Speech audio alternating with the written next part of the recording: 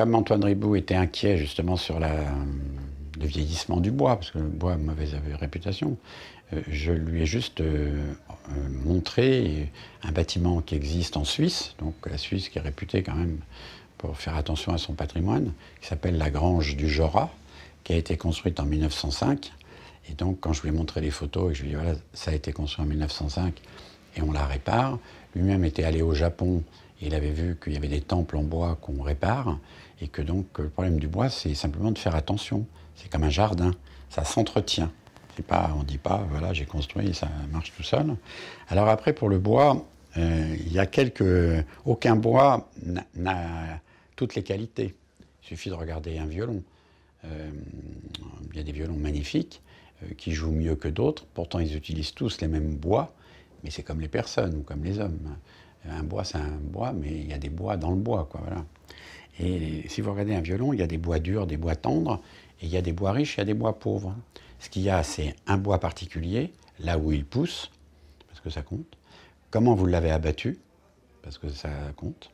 Et le jour et comment. Et après, ce qui compte, c'est comment vous le travaillez. Donc, ce n'est pas la qualité du bois. Et comme j'avais déjà fait des bâtiments en bois, Zig, Garot, à Aubervilliers, et que j'avais déjà perçu toutes ces différences, et que là, j'avais un acousticien d'exception, Chou Yaying, et que Chou m'avait dit, méfie-toi, ce que je viens de vous dire. Et même, il a osé me dire, des bois artificiels, c'est bon. Je lui ai dit, mais c'est quoi? Des agglomérés. Il me dit, parce que les bois qui ont beaucoup de colle sont mieux pour le son que peut-être un bois trop fibreux. Le bois trop fibreux, il est peut-être trop vibrant, alors que si tu prends de l'aggloméré avec de la colle, le bois est tellement serré, la poudre, la sciure est tellement serrée, que c'est mieux. Donc, d'un seul coup, je me suis retrouvé avec quelqu'un qui me dit, mais peut-être qu'un des meilleurs bois pour l'acoustique, c'est de l'aggloméré. Voilà. Alors, ça m'a un petit peu perturbé. Et après, on a commencé à chercher qu'est-ce qui est bien dehors, qu'est-ce qui est bien dedans, qu'est-ce qui est bien proche, qu'est-ce qui est bien loin, qu'est-ce qui est bien sous le pied, qu'est-ce qui fait qu'un bois sous le pied, il s'use. Voilà, il faut qu'il soit plus dur que le bois du mur et tout. Et donc on a commencé à jouer comme ça, et l'acousticien y est rentré dans ce jeu, il a dit, et qu'est-ce que c'est qu'un bois fondu? Qu'est-ce que c'est qu'un bois scié? Qu'est-ce que c'est qu'un bois raboté? Et qu'est-ce que c'est qu'un bois peint? Alors du coup on a joué comme ça, et on s'est amusé à assembler les bois, non pas pour leur qualité esthétique, mais pour leur qualité vivante. Voilà. Et donc, du coup, je me suis posé aucune question. C'est mieux quoi là, fendu? C'est mieux quoi là, raboté? C'est mieux là du pin du nord, du pin du sud? C'est mieux de la résine, pas de résine? Tac, tac, tac. Et on a bâti comme ça. Ce qui fait que, voilà, je sais à peine comment sont répartis les bois. Enfin, je sais simplement qu'à l'extérieur, on a mis le bois qui résiste plus d'un siècle, bien sûr. C'est donc un bois très bizarre, parce que c'est un cèdre rouge qui vient, c'est le seul bois non écologique, on pourrait dire, parce qu'on l'a fait venir de Colombie-Britannique, du Canada.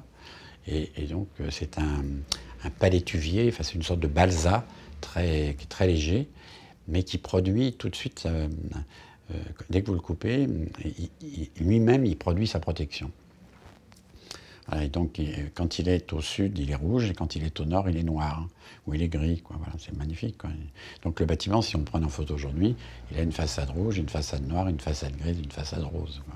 Alors du coup, on l'a fait comme ça, et après, ce qui a été assez drôle, c'est que l'acousticien en a rajouté, parce que ça lui était jamais arrivé, qu'on écoute ses remarques, non pas après pour corriger l'acoustique, mais pendant que vous concevez, c'est la conception qui fait l'acoustique.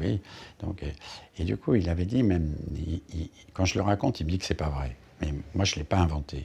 Il m'avait même dit, ça serait bien que tu changes de clous et de vis.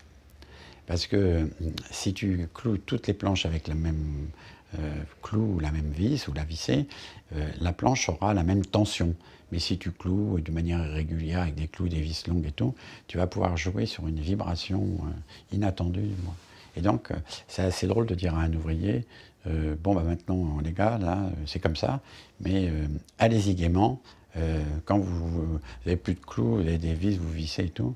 Et on a fait le bâtiment. Disons que peut-être que ça a donné une joie dans l'exécution, dans sa construction.